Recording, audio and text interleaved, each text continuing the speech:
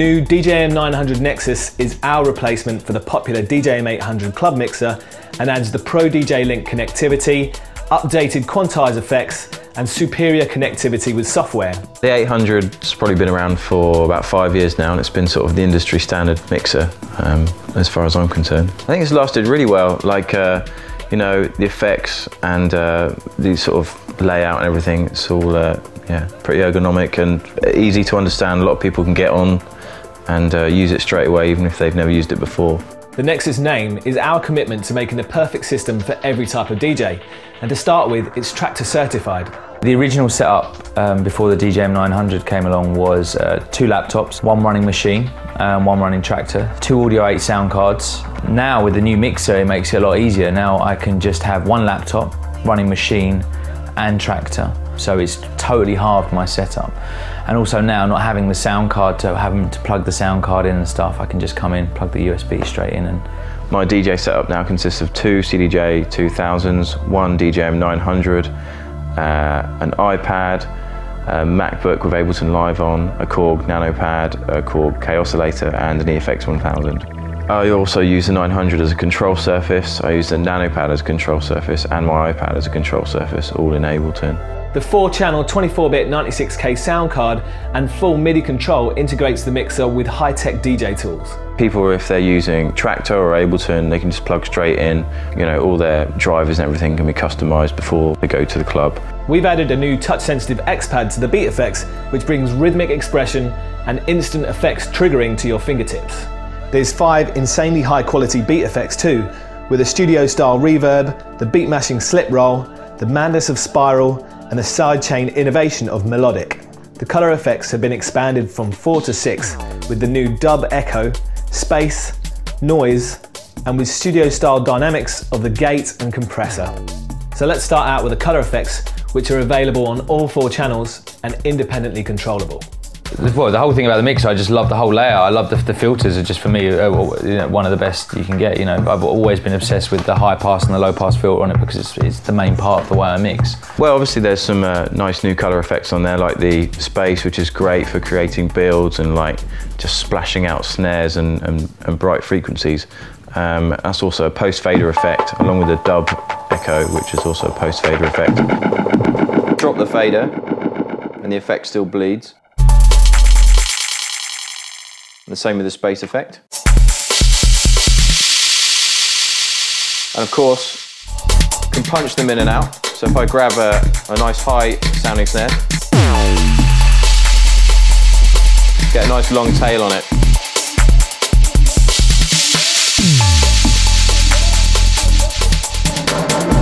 Low pass and high pass. The color effects are, you know, push the button, turn the dial, something happens straight away. Whereas the beat effects are more rhythmical, you've got more parameters to play with.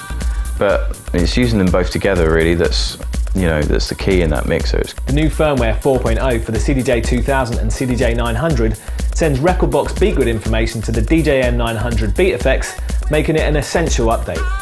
The DJM 900 sends on-air status back to the CDJs, so when you push up the fader, the CDJ 2000 platter assigned to that channel turns from white to red, so you know that it's live on air. Yeah, it's really easy to update the CDJs. I do it in clubs all the time. You know, even when the person before you is playing, it takes literally 2 minutes and 15 seconds. So you can update the player while their last track is playing and be ready to go. Once you've updated to that firmware, everything will work perfectly in sync with the 900, so all your quantized stuff will work. You just plug a LAN hub into the back of the mixer and plug your CDJs into that with some LAN cables. I've got this on wide pitch. I've got my scratch sound over here. I'm going to use the transform effect, which is timed and quantized to this deck. Now watch what happens if I move the pitch. The effect stays in time.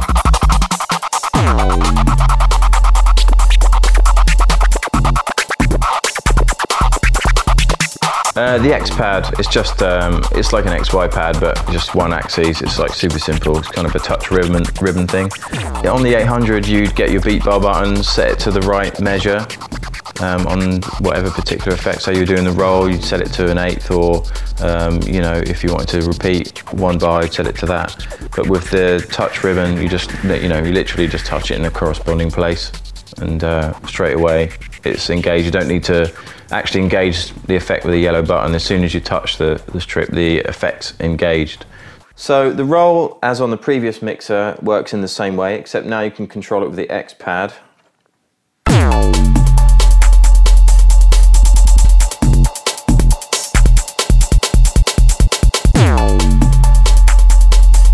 And what I like to do is use it to do little fills or little breakdowns, and combine it with some of the colour effects here,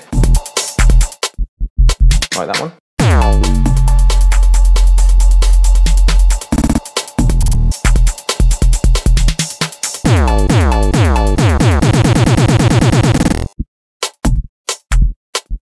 So you make your own little breakdowns, and then you can just take little sections with the roll, so we get those little snares next time they come around.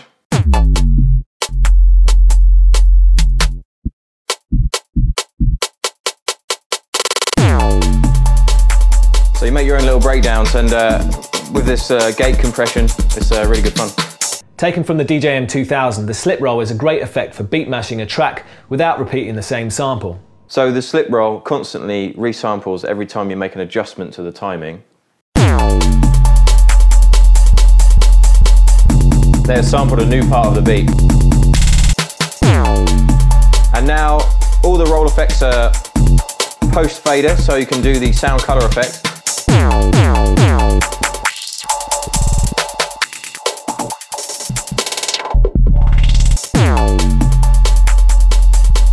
And I like to walk my fingers across it.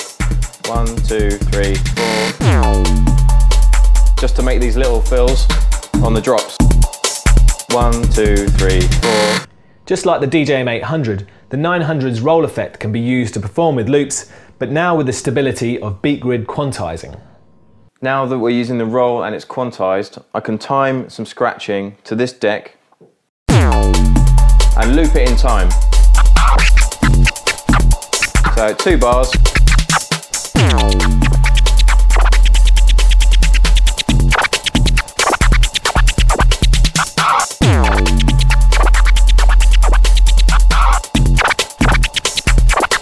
It stays in time.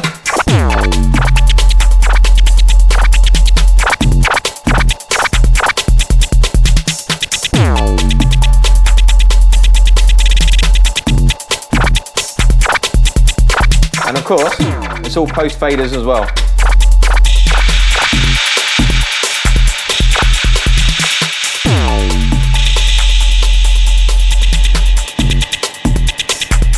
Is that okay?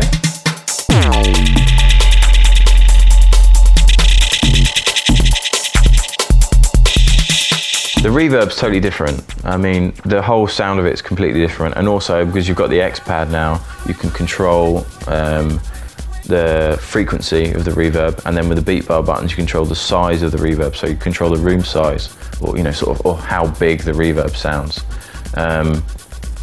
So you can whack the frequency up, get a high pitch reverb, you know, again post fader, so if you take your finger off you're going to get that tail that bleeds into the track, and with that tail, or if you turn the depth all the way around and cut the original source, you know, you just are left with the tail on its own. You can change the room size and get that weird sort of pitching effect.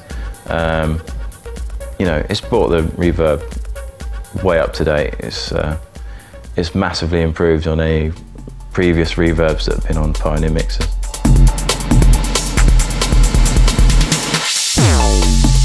So we've got a nice high-pitched tail there. And if I just show you, control the room size with the beat bar buttons or with the timing knob there. So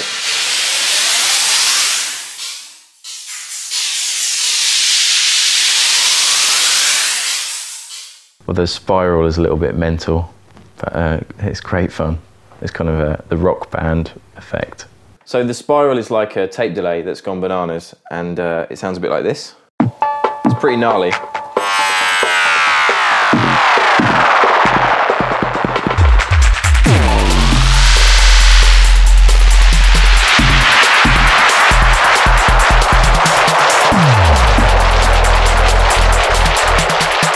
You can chop it in and out with a level depth, and it records it in.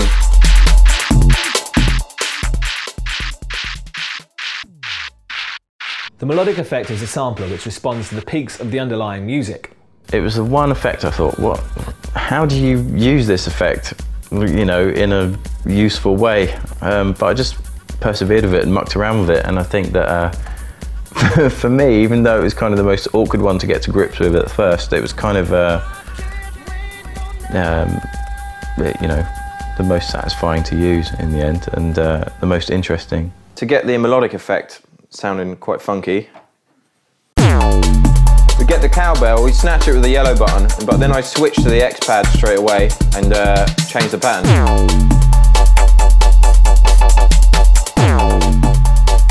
And what I can do now, make it melodic by changing the pitch with the beat bar buttons or the timing knob.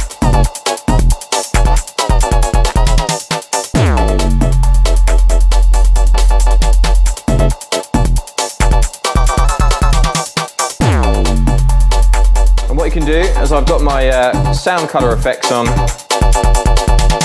this channel and this channel, and if I change the channel, just bleed the effect into the other channel. So it just picks up a little tail of the effect.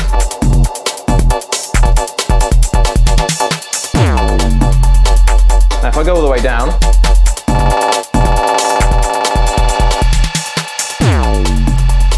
keep my finger on there, I can actually turn this off.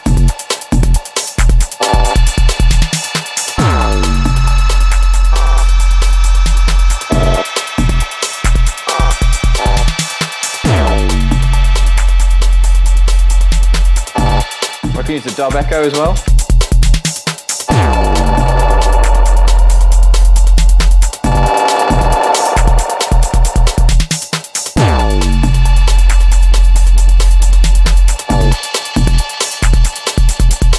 Channel select back onto this channel, should remember the pattern.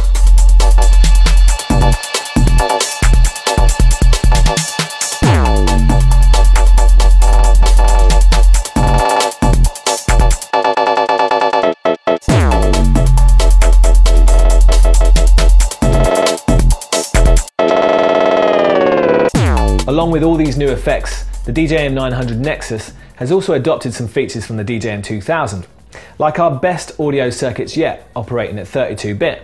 The output I've noticed a lot is a big improvement from the 800 to the 900. The 900 Nexus includes the Q-Link, which is an additional preview channel dedicated to monitoring new tracks from Rekordbox directly to your headphones.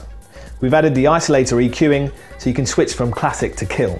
The 900 Nexus will be even more reliable with sturdy new fader technology that no longer positions electronics directly under the faceplate opening. And the Pioneer P-Lock fader caps are impossible to pull off in the heat of the mix thanks to a new locking mechanism. Another refinement is all the connections, which are now symmetrically and intuitively arranged so you can easily connect sources blind. The 900 for me is better for me because you know, I prefer the effects on there. The layout I'm used to obviously from the 800, and you know, along with this sort of quantization, you know, with the beat gridding from Rekordbox, it yeah, you know, adds a new dimension to the way you can use effects.